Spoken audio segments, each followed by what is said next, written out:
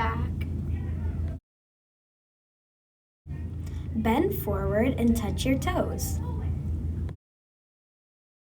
Do some lunges.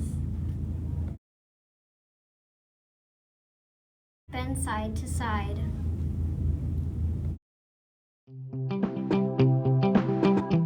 Lie down on the floor and put your hands near your ears, then push up.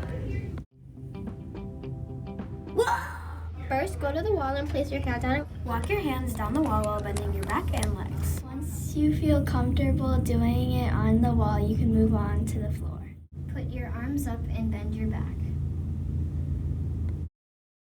Thanks so much for watching. Hope you learned how to do a back bend.